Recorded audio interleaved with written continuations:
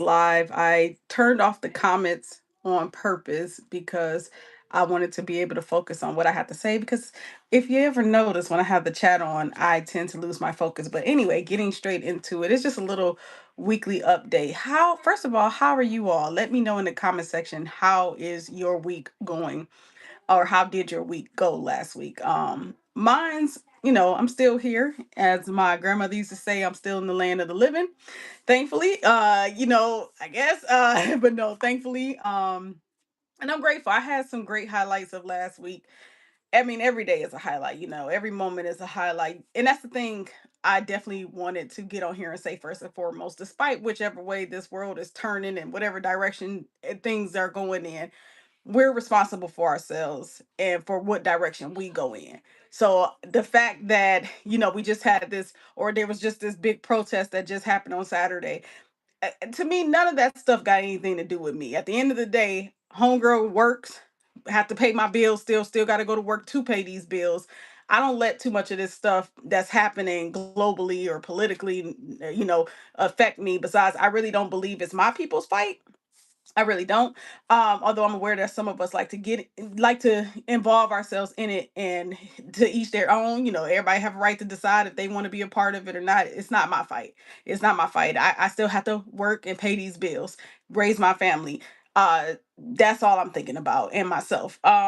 With that being said, the work week was crazy though, because what I notice is, mind you, I work in transportation. I transport individuals to where they have to go to. A lot of the times it could be hospitals, or like doctor appointments. It could be work. But I'm basically transporting like ADA clients to wherever they have to go to. Because I'm on the road so much, I see so much in the 5 days that I work out the week, out the 7 days a week.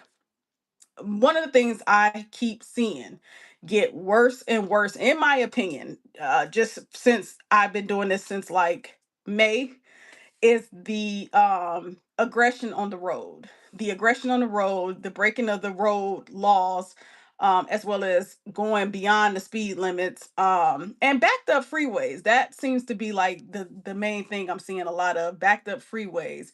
But accidents, I am seeing a ton of accidents. And this week it felt like, I don't know, it was a Wednesday. It seemed like the aggression on the road on Wednesday, I don't know what was happening. Okay, for on Wednesday, hump day for many who work Monday through Friday, but Wednesday individuals were out on the road and they were driving crazy. The freeways were backed up something fierce. Um just this was all on Wednesday. There were accidents back to back on the freeway. It was so bad.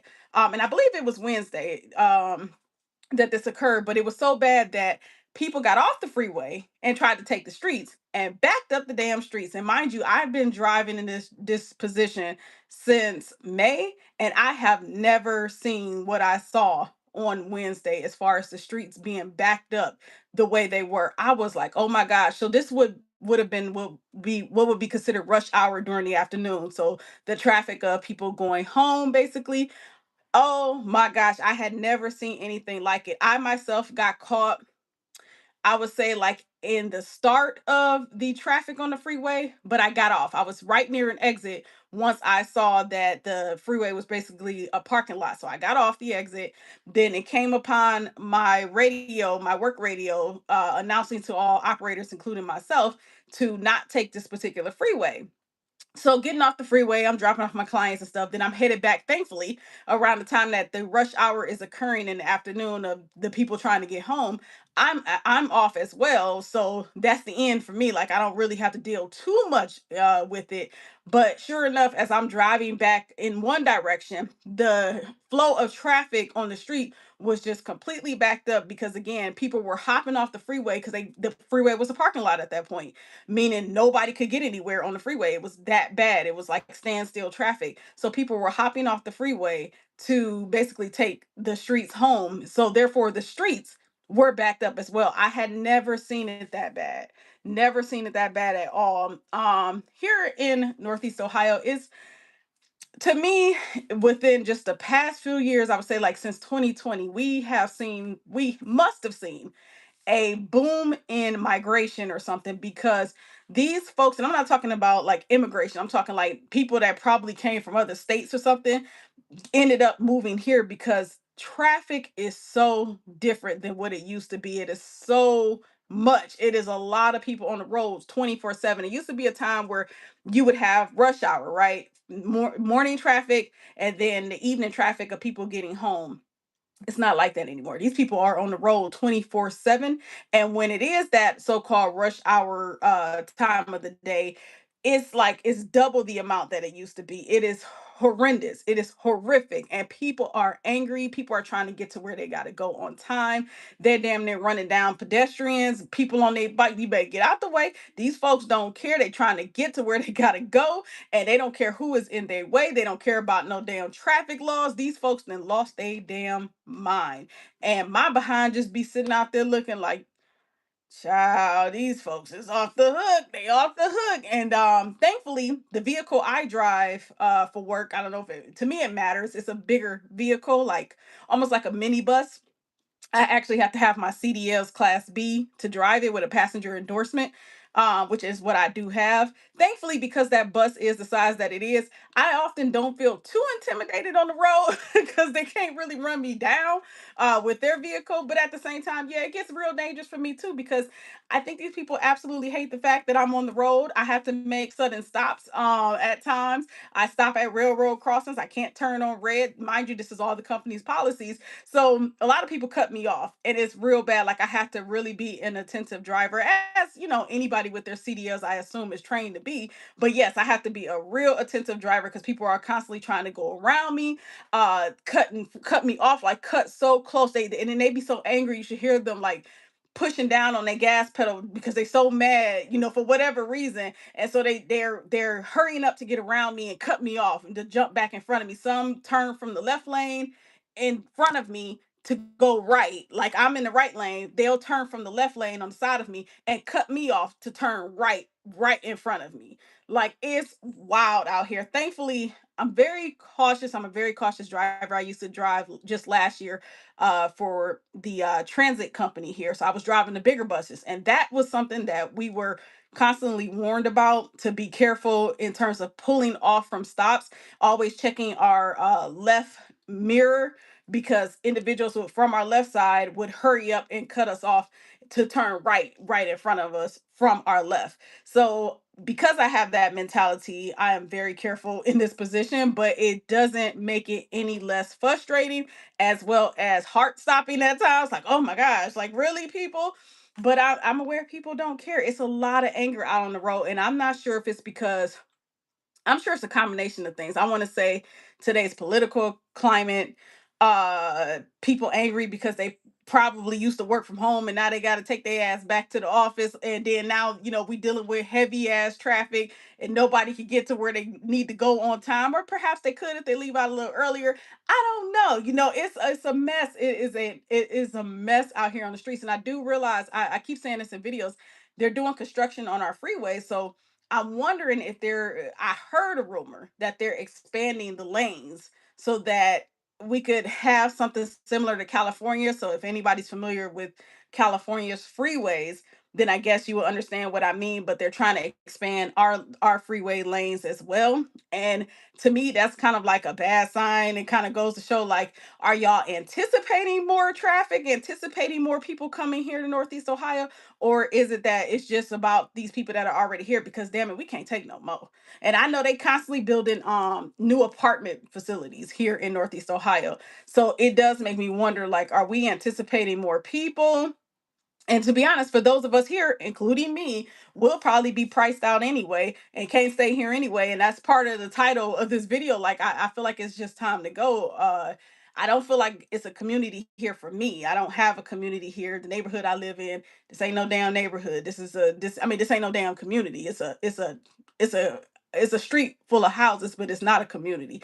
Not in which one I would trust. And that's a whole nother video in itself. Matter of fact, the police just approached me today about some shit I ain't got nothing to do with, but it happened two doors down. And I was coming back from doing laundry. And I look up, I'm in the backyard of the home that I rent. and two police officers are walking towards me asking me, you know, did I call about a fight or something, or somebody called about a fight at the address I was at. And I was like, nah, that's not this house, but I got a feeling I know which house y'all talking about. And they knew because they always are being called for this particular situation or this home. It's a lot. This isn't a neighborhood where I'm at, okay? This is just a street full of houses, full of individuals who we ain't got nothing in really. We don't have no like-minded goals. We not. I don't trust. I don't even trust people I live upstairs from, let alone the rest of the folks on this street. So this is not a neighborhood. With that being said, I assume neighborhoods still exist. I don't know. That was something I saw growing up back in the day. So my point is there's nothing anchoring me here. There's nothing that's keeping me here.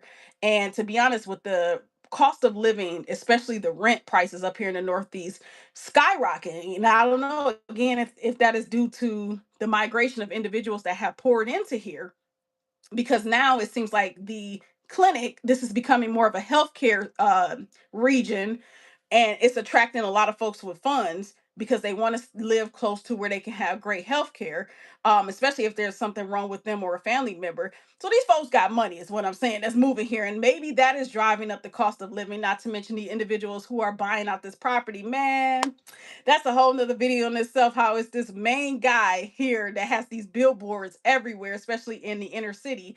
And his billboards are like jokes about how he buys houses cash. He one of them individuals, and he's buying them up. But it does, when I think about him, I think about the fact that, yeah, these homes are being sold and flipped. These homes that were once black owned houses or whatever, they're being sold and flipped. And that's folks' right to sell their property. But what is happening is they're not landing in the hands of other black homeowners. They're landing in the hands of possibly corporations, because a lot of them, if you ever look on, well, depending on where you are, up here in the Northeast, what I realize is when you look at homes for rent here, if you see how some of their listings are structured, you can tell this is a management company running this particular home rental. And chances are the owner is out of town, out of state, hell, maybe even out of the country. I actually, the last guy I was dating, the Italian I was dating before, his landlord lived out the country. I forgot what he said his landlord was. I think he said his landlord was in Europe or something. So that's my point. These folks are raising the rent.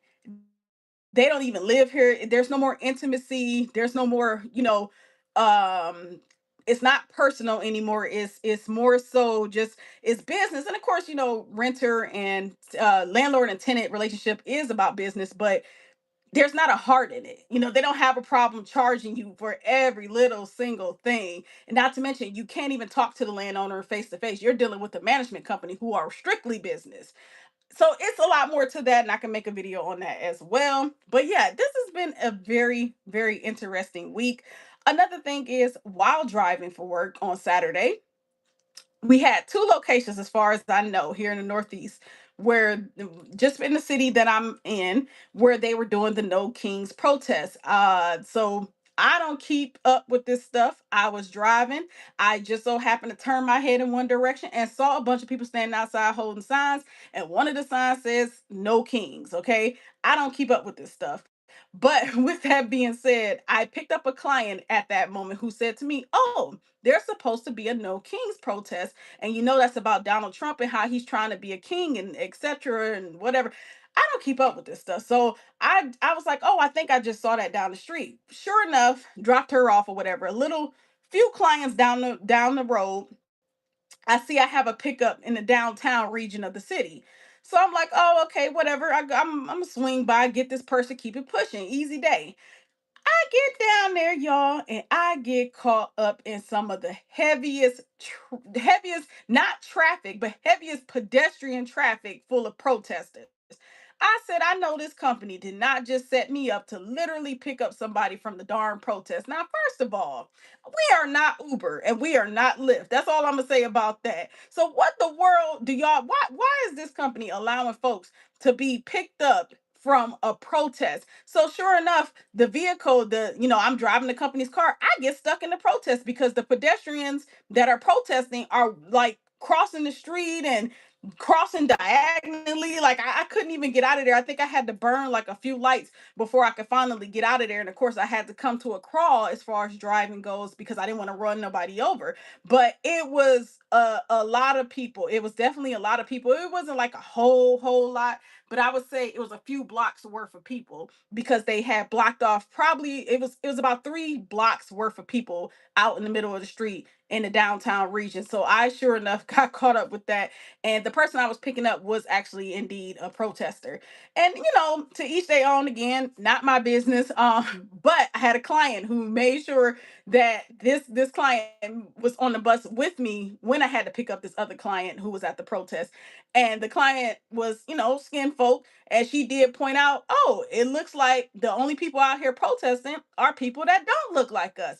And I said, yeah, same thing that I had just saw at the other location where the protest was occurring. So I think it's amazing that many of us got the memo that's circulating online that we need to sit this out. Sit this out. Let these folks have it. It don't concern us because we starting to see that no matter which way we vote, it is not helping us. It is not helping us. This ain't got nothing to do with us.